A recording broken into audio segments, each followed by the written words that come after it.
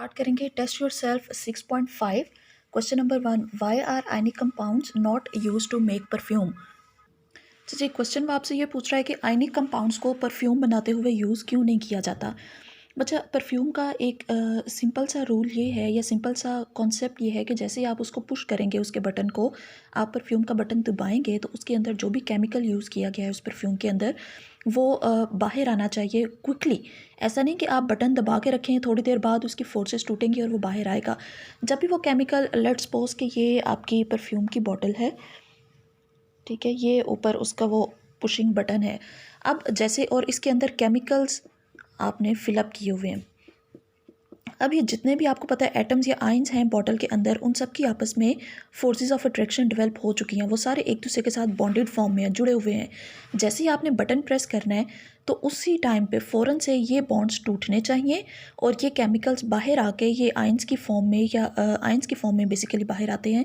Ions की form में बाहर आएँ और परफ्यूम के मॉलिक्यूल्स की दूसरी कैपेसिटी या दूसरी स्पेसिफिसिटी ये होनी चाहिए कि वो हवा में फ़्लोट कर सकें, हवा में तैर सकें।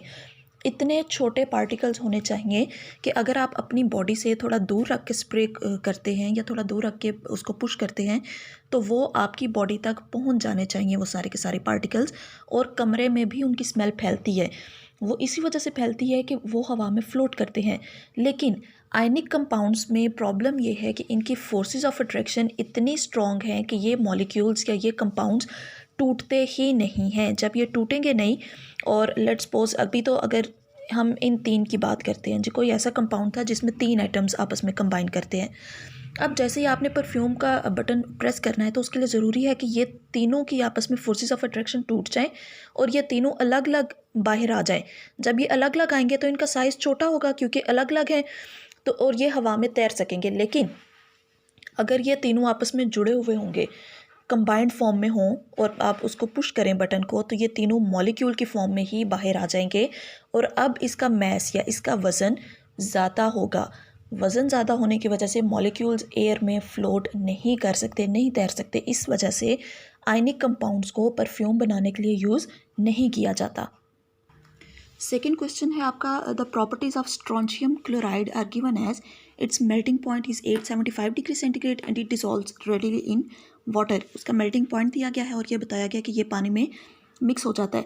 अब फर्स्ट क्वेश्चन आपसे ये पूछ रहे हैं, why does strontium chloride have a high melting point, कि स्ट्रॉन्शियम क्लोराइड का मेल्टिंग पॉइंट इतना ज़्यादा क्यों है, 875 डिग्री सेंटीग्रेड, बहुत ज़्यादा टेम्परेचर है। तो ये पूछा जा रहा है कि इतना ज़्यादा हाई टेम्परेचर मेल्टिंग पॉइंट क्यों है। उसका रीज़न ये है कि स्ट्रॉन्शियम क्लोराइड के मॉलिक्यूल के दरमियान में फोर्सेस ऑफ अट्रैक्शन बहुत स्ट्रॉन्ग होंगी। उन फोर्सेस को तोड़ने के लिए ज़्यादा टेम्परेचर चाहिए, स्ट्रॉन्ग फोर्सेस ऑफ अट्रैक्शन, ये इसका रीज़न हो सकता है। और you can say it is an ionic compound, क्योंकि आयनिक कंपाउंड ही वो कंपाउंड्स हैं जिनमें फोर्सेस ऑफ अट्रैक्शन बहुत स्ट्रॉन्ग होती हैं। सेकंड क्वेश्चन है, predict two other physical properties of strontium chloride, दो मजीद प्रॉपर्टीज़ बताएं। तो इसमें आयनिक कंपाउंड्स की जितनी भी प्रॉपर्टीज़ हैं आप वो बता सकते हैं। फर्स्ट उसमें ये आता है कि ये क्रिस्टल की फॉर्म में होते हैं, क्रिस्टल लैटिस इनके स्ट्रक्चर को बोला जाता है, यानी 3 डायमेंशनल स्ट्रक्चर होता है आयनिक कंपाउंड्स का। सेकंड, इनके मेल्टिंग एंड बॉइलिंग पॉइंट बहुत ज़्यादा हाई होते हैं। और थर्ड आप ये कह लें कि इट डिज़ोल्व्स इन वाटर, पानी में डिज़ोल्व हो जाते हैं। फोर्थ ऑप्शन इसकी ये आ सकती है that they conduct electricity in molten और सोल्यूशन फॉर्म, ठीक है, ये भी हो सकती है। ये काफ़ी सारी इसकी प्रॉपर्टीज़ हैं आयनिक कंपाउंड्स की, आप इसमें से कोई सी भी दो बता सकते हैं। अब थर्ड क्वेश्चन अगर आप बुक पे देखते हैं तो आपको एक क्रिस्टल लैटिस दिया गया है और ये कहा गया है कि आयनिक कंपाउंड है और इसका केमिकल फार्मूला आपने बताना है। केमिकल फार्मूला कैसे डिड्यूस किया जा सकता है।